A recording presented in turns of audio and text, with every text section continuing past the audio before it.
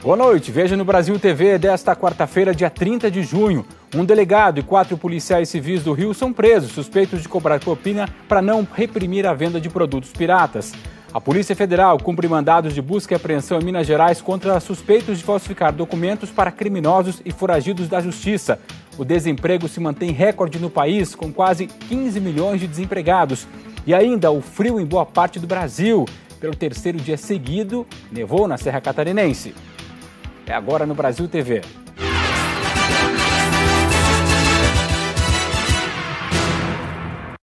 Cinco policiais civis foram presos no Rio hoje, depois de serem acusados de cobrar propina. Segundo o Ministério Público, em vez de combater a compra e a venda de produtos piratas, eles facilitavam o comércio ilegal. Entre os presos está um delegado que morava num condomínio de luxo, que fica na zona oeste da cidade. O delegado Maurício Demétrio estava em casa hoje cedo quando os agentes do GAECO e da Coordenadoria de Segurança e Inteligência do MP chegaram. Um condomínio de luxo da Barra da Tijuca, na zona oeste do Rio. Armas, munições, coletes foram apreendidos na operação.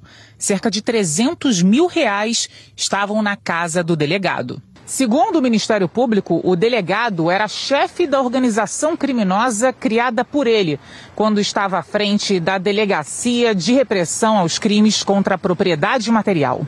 Outros 4 policiais civis também foram presos e levados para a Corregedoria da Polícia no centro do Rio. Um dos presos subiu correndo a escada e atrás dele um agente, que até deixou cair uma arma no chão. Investigadores disseram que de 2018 a março desse ano, comerciantes da Rua Tereza, em Petrópolis, eram obrigados a pagar R$250 de propina por semana que eram repassados para a delegacia.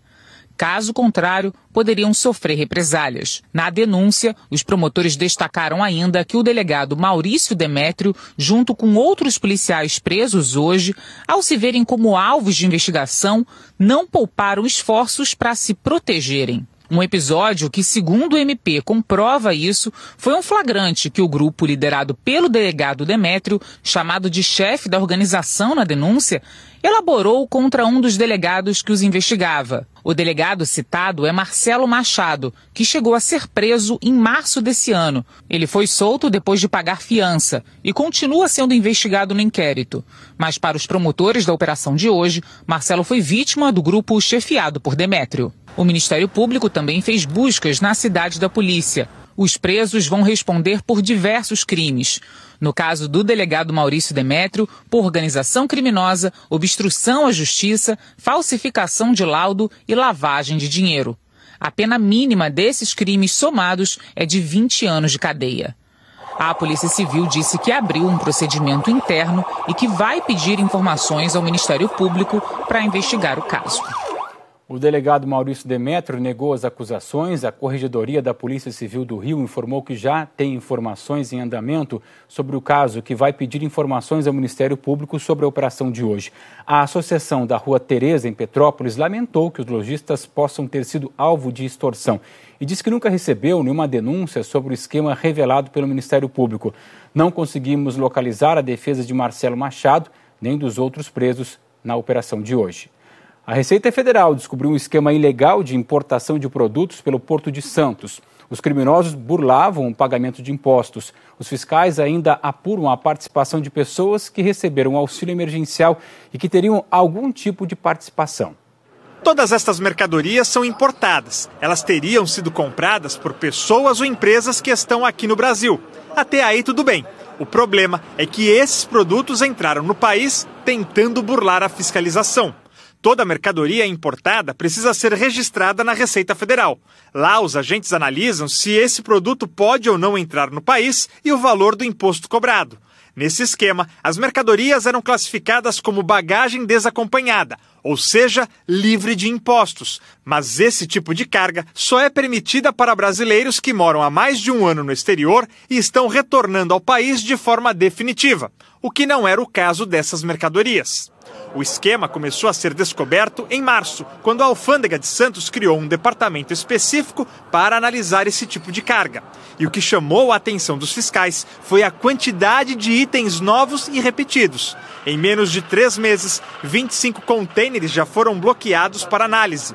8 já foram verificados, sendo que 7 deles ficaram retidos, o que dá quase 100 toneladas de mercadorias apreendidas, avaliadas em pelo menos 7 milhões de reais. Os beneficiários, né, é quem envia essas cargas no exterior, quem consolida, porque ela ganha por item, por volume enviado, né, cobrado por cada encomendante. E o encomendante que recebe aqui o material ilícito ou sem controle dos órgãos anuentes, né, e sem pagar os tributos. A Receita Federal já sabe que são pelo menos 3 empresas com envolvimento de brasileiros que participam deste esquema. E ao analisar o nome dos viajantes que estariam supostamente voltando ao Brasil, os fiscais descobriram que alguns deles receberam o auxílio emergencial no ano passado. Os fiscais acreditam que os produtos sejam originais. As mercadorias variam de brinquedos, enxovais, ferramentas, eletrodomésticos, entre outros produtos. Em 2 contêineres que saíram de Santos e foram para o Vale do Conde, no Pará, foram encontradas armas e munições. A Receita Federal segue cruzando informações para tentar descobrir quem são os responsáveis por esse contrabando, já que os viajantes, as pessoas que se responsabilizaram pela bagagem desacompanhada, são consideradas laranjas neste esquema. Uma operação do Grupo de Combate ao Crime Organizado do Ministério Público do Paraná prendeu 17 policiais militares. Eles são suspeitos de ficar com mercadorias importadas irregularmente, em vez de encaminhá-las para a Receita Federal. Em 2 anos de investigação, o GAECO identificou o grupo de policiais militares que agia no oeste do Paraná, próximo à fronteira do Brasil com o Paraguai. De acordo com o GAECO, esses policiais abordavam às margens da BR-277 pessoas que traziam mercadorias do Paraguai sem pagar os impostos. Essas mercadorias eram apreendidas e a pessoa liberada. Mas os policiais ficavam com parte ou com todos os produtos retidos e não entregavam para a Receita Federal. Para encobrir o crime, o GAECO afirma ainda que os policiais falsificavam boletins de ocorrência, omitindo informações sobre a abordagem e a quantidade de produtos apreendidos. Nesta operação, 17 policiais militares foram presos. Foram 15 mandados de prisão preventiva e 2 policiais presos em flagrante. O comando da Polícia Militar do Paraná suspendeu os PMs presos do exercício das funções. Eles podem responder por crimes de organização criminosa, peculato, prevaricação e falsidade ideológica. Na operação de hoje, os agentes apreenderam ainda armas, distintivos, coletes balísticos, além de documentos, aparelhos eletrônicos e dinheiro em espécie. Essa operação foi realizada aqui em Foz do Iguaçu, Medianeira, Missal, São Miguel do Iguaçu e também no município de Cláudia, no Mato Grosso. Franciele Lopes para o Brasil TV. E a Prefeitura de Belém suspendeu hoje a vacinação contra a Covid-19. A Prefeitura de Belém diz que tem poucas vacinas em estoque e a Secretaria de Saúde aguarda a chegada de novas doses de imunizantes para prosseguir com a vacinação aqui na capital. Nas redes sociais, o governador Helder Barbalho, do MDB, informou que o estado deve receber entre hoje e amanhã quase 130 mil doses de vacinas, que serão distribuídas para os municípios, permitindo a retomada da vacinação em Belém. A expectativa é que pessoas na faixa dos 35 anos de idade possam receber a primeira dose ainda esta semana. Até o momento, Belém já aplicou a primeira dose em mais de 588 mil pessoas e cerca de 243 mil já receberam também a dose de reforço. Gustavo Ferreira para o Brasil TV. Os especialistas são unânimes em dizer que a vacinação completa é fundamental para conter a circulação do novo coronavírus. Mas hoje, 3.600.000 brasileiros estão atrasados para tomar a segunda dose.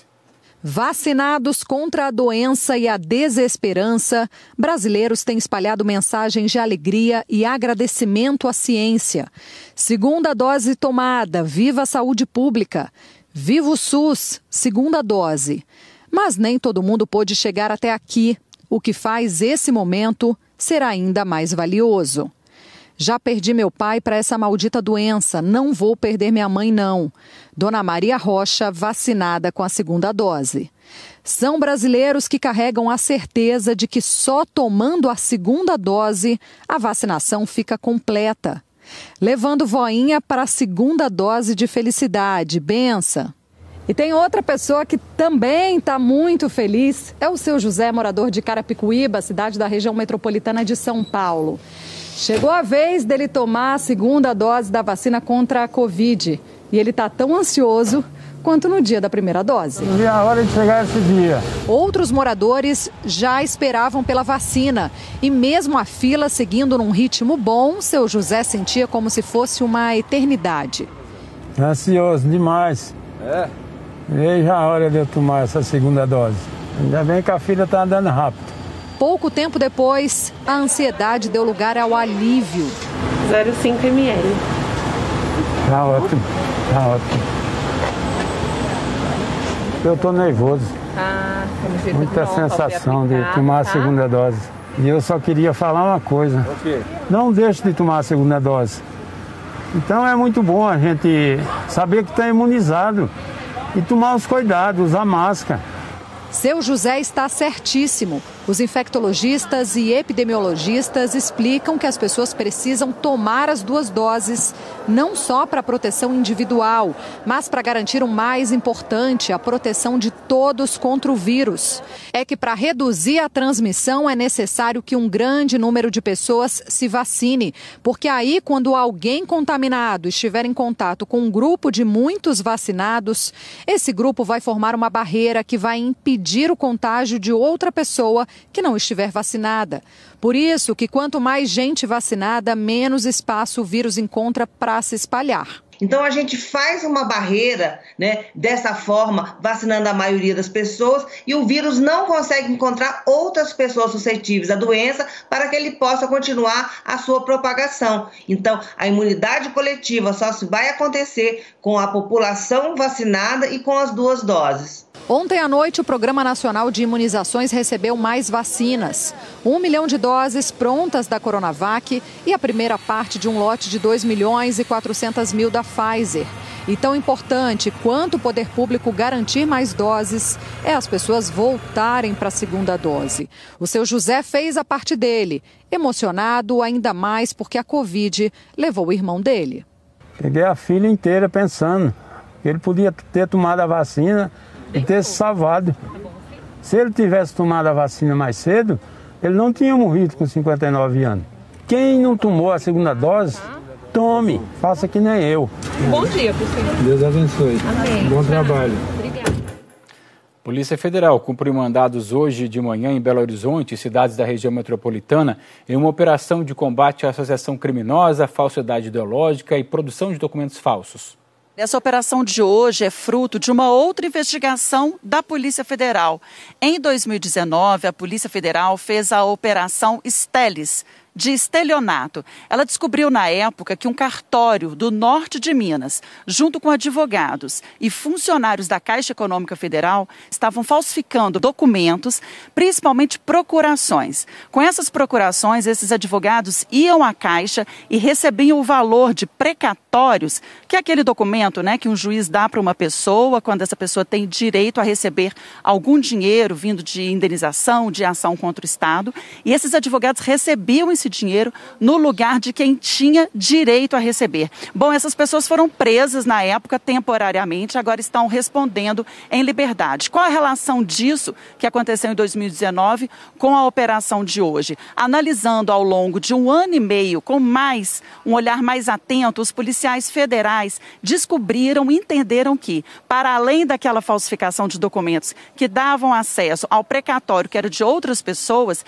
essa equipe também desse cartório do norte de Minas estava emitindo também muita certidão de nascimento aqui para Belo Horizonte. E isso chamou a atenção. Por isso a operação de hoje chama Reborn, Renascimento. Os criminosos emitiram dezenas de certidões de nascimento falsas. O documento saía do cartório de Luislândia, norte de Minas. Um despachante envolvido no esquema distribuía certidões para golpistas, criminosos, foragidos, que pagavam R$2.000 por certidão.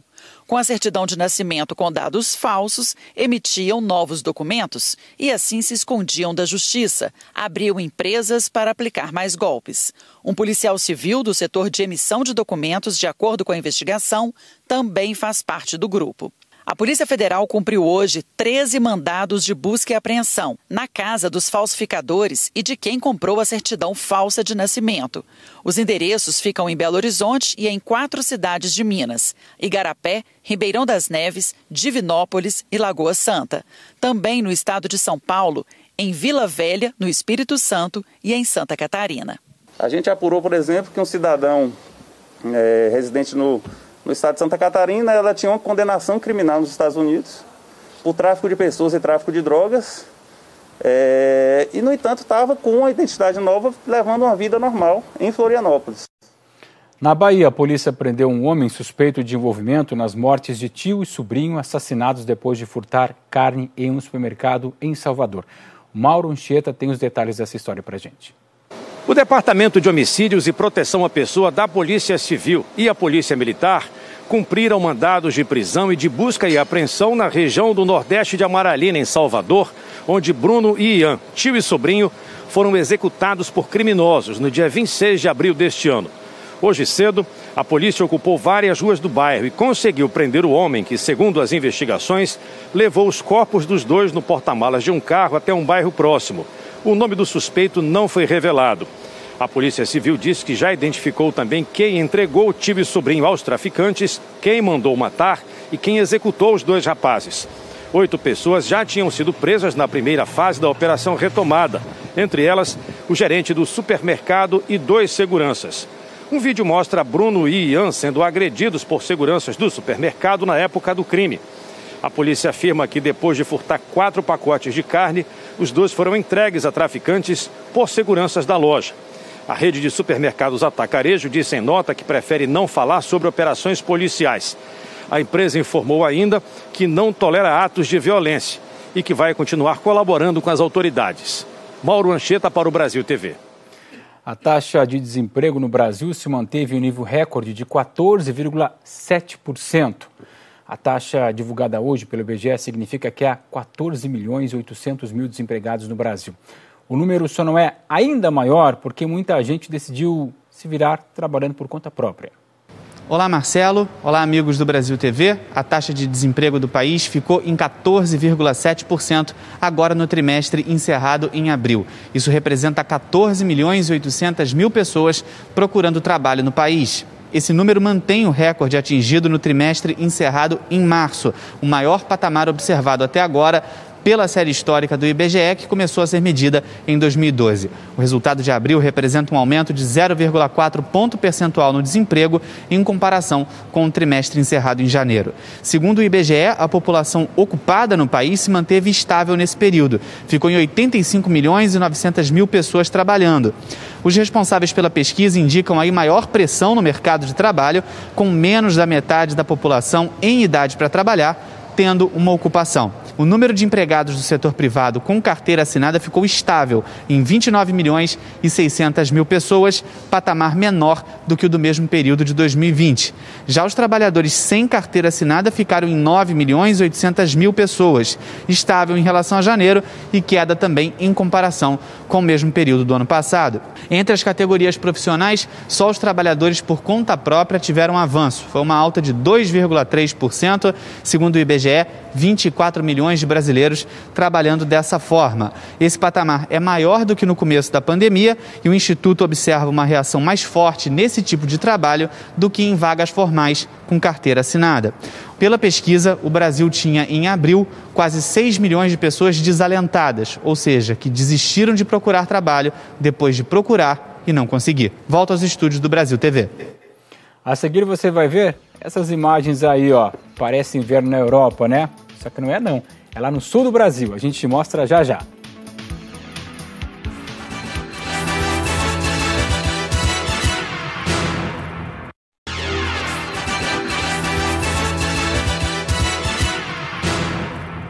Brasil TV de volta e a gente fala agora de Enem, que é o Exame Nacional do Ensino Médio. As inscrições abriram hoje, vão até o dia 14 de julho e o processo é todo feito pela internet. O INEP só vai validar a inscrição do candidato que está com CPF em situação regular na Receita Federal. Depois de concluir a inscrição, não é mais possível alterar os dados e nem mudar a versão da prova escolhida.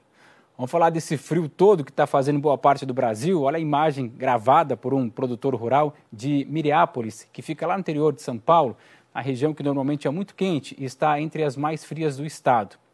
É o proprietário de uma propriedade rural, o Márcio Santi. Por volta das 8 da manhã, quando ele abriu a torneira, ligou a bomba, saiu água congelada, vários pedaços. E aí a gente vê que a região está passando o maior frio. Meu Deus, Mariápolis. Mato Grosso do Sul também registrou, mais uma vez, temperaturas bem baixas. Hoje o frio chegou até regiões que normalmente são quentes. Corumbá, onde as temperaturas ficam boa parte do ano perto dos 40 graus, a imagem hoje de manhã foi essa. Uma névoa encobriu o Rio Paraguai e o horizonte do Pantanal no dia mais frio do ano até agora. Os termômetros marcaram 6 graus nas primeiras horas do dia. Também teve geada, fenômeno que não acontecia desde 2013. Nas ruas, quem se arriscou a sair de casa reforçou os agasalhos.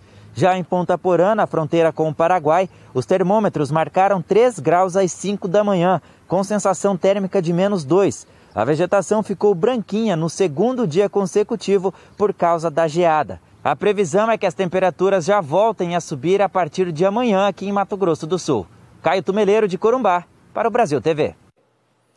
Ainda no centro-oeste do país, em Goiânia, recorde de frio foi na cidade de Jataí. Olá, para você que está assistindo ao Brasil TV. A quarta-feira amanheceu gelada aqui na região sudoeste de Goiás. Um termômetro que fica no centro aqui de Jataí marcou -1 grau. Mas a temperatura oficial registrada pelo INMET, Instituto Nacional de Meteorologia, foi 1 grau. Menor temperatura registrada aqui em Goiás neste ano. Essa queda na temperatura é por conta de uma frente fria que chegou no fim de semana e trouxe junto uma massa de ar polar continental.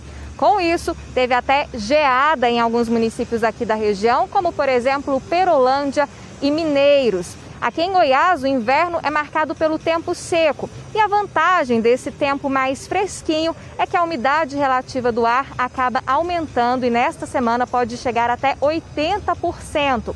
Vai continuar frio aqui em Goiás até o fim da semana. As temperaturas só devem voltar a subir no sábado, no domingo. Para amanhã, a mínima aqui em Jataí, por exemplo, deve ser de 3 graus. Voltamos ao estúdio do Brasil TV. E lá na Serra Catarinense, o cenário foi completamente branquinho hoje cedo, parecia até a cena de filme. A neve caiu pelo 3º dia seguido e acumulou em vários cantos da cidade. Quem foi procurando frio e neve, é claro que ficou feliz da vida. Era madrugada, mas já dava para ver que o cenário da pequena cidade de Urupema estava diferente. Esse branco aí nos carros é a neve que caiu durante a noite e acumulou. Galera nevando aqui na Urupema, 2h07 da manhã, ó o estado do carro. Eu olhei pela janela, tava nevando, aí eu decidi sair ali fora e fazer as imagens. Nevou por 2 horas mais ou menos. Quando amanheceu, a sensação era que não estávamos no Brasil. Um espetáculo que só o frio proporciona. A Praça Central de Urupema ficou transformada com o fenômeno.